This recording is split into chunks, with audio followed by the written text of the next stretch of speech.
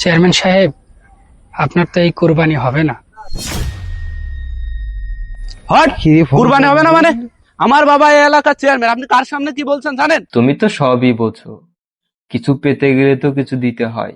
Hello viewers, দেখেন আমার বাবা এই গ্রামের চেয়ারম্যান। আমার বাবা এবার কুরবানি দিতে সবচাইতে বড় গরু কিনেছে এবং এলাকার সবচাইতে বড় গরু কিনেছে।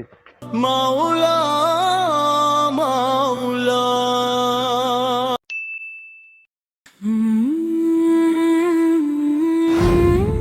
চেয়ারম্যান সাহেব, হ্যাঁ বলো। মাঠে আমার অনেক ফসল নষ্ট হয়ে গেছে। শুনেছি ইউনিয়ন পরিষদে নাকি সবাইকে চাউলের কাট করে দিচ্ছেন। যদি আমাকে একটু করে দিতেন তাহলে আমার দিক থেকে অনেক উপকার হতো। বুঝতে পেরেছি, তুমি তো সবই বোঝো, কিছু পেতে গেলে তো কিছু দিতে হয়।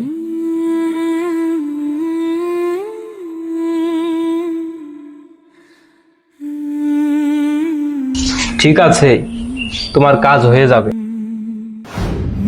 শোনো, আজকাল দুদিনের ভিতরেই সব সুদের টাকা উঠাতে হবে গ্রাম থেকে। যারা দেবে না তাদের ঘরের মালামাল সব নিয়ে চলে আসবে, এক ব্যক্তিও ছাড় পাবে না।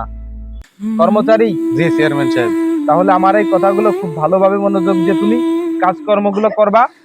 ঠিক আছে চেয়ারম্যান সাহেব।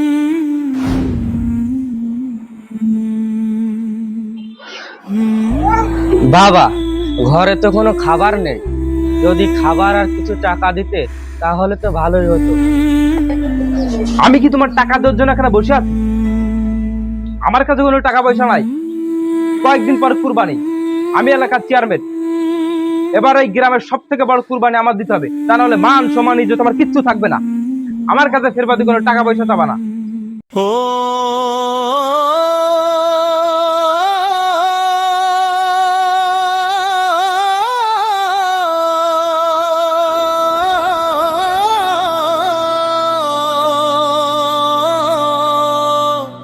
মাওলা মাওলা।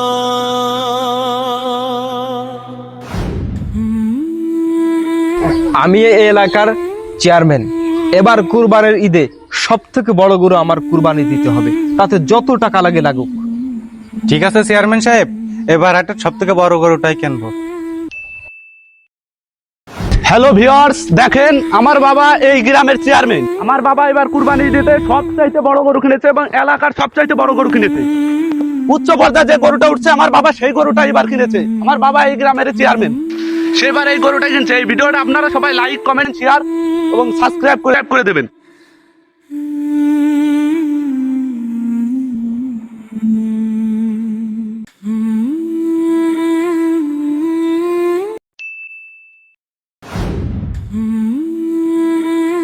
অনেক সময় তো পার হয়ে গেল।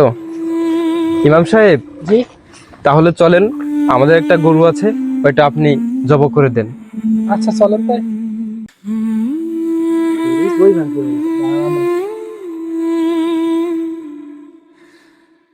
ইমাম সাহেব, তাহলে শুরু করেন। চেয়ারম্যান সাহেব, আপনার তো এই কোরবানি হবে না। হট, কুরবানি হবে না মানে? আমার বাবা এই এলাকার চেয়ারম্যান, আপনি কার সামনে কি বলছেন জানেন? কি বলেন?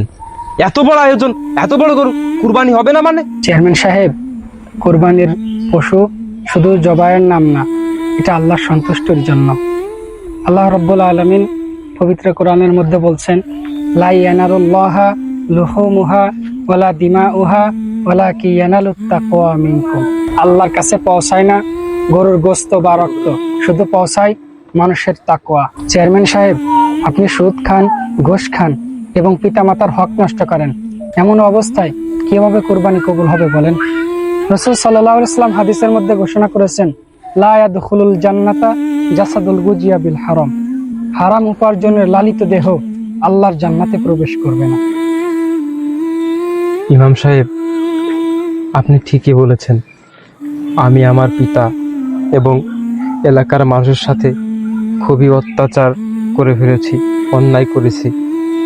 আমি সবার কাছে গিয়ে ক্ষমা চাবো, আর আপনি আমার জন্য দোয়া করবেন, আল্লাহ যেন আমাকে মাফ করে দেয়। জি ইনশাআল্লাহ চেয়ারম্যান সাহেব, আল্লাহ যেন আপনাকে ক্ষমা করে দেয়। আসসালামু আলাইকুম প্রিয় দর্শক, আপনারা এতক্ষণ যে ভিডিওটা দেখলেন এটা দেখে অবশ্যই বুঝে গেছেন, তবু আমি কিছু কথা বলি। আপনারা সবাই আমার মতো এরকম সুদ ঘুষ অন্যায় অবিচারের টাকা দিয়ে কখনোই কুরবানি দেবেন না। কুরবানি হচ্ছে একটা পবিত্র, আল্লাহ পবিত্র জিনিস সবসময় পছন্দ করে।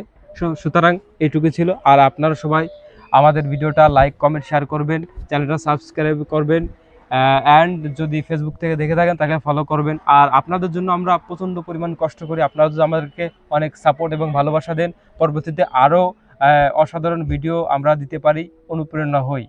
তো সবাই ভালো থাকবেন। আসসালামু আলাইকুম।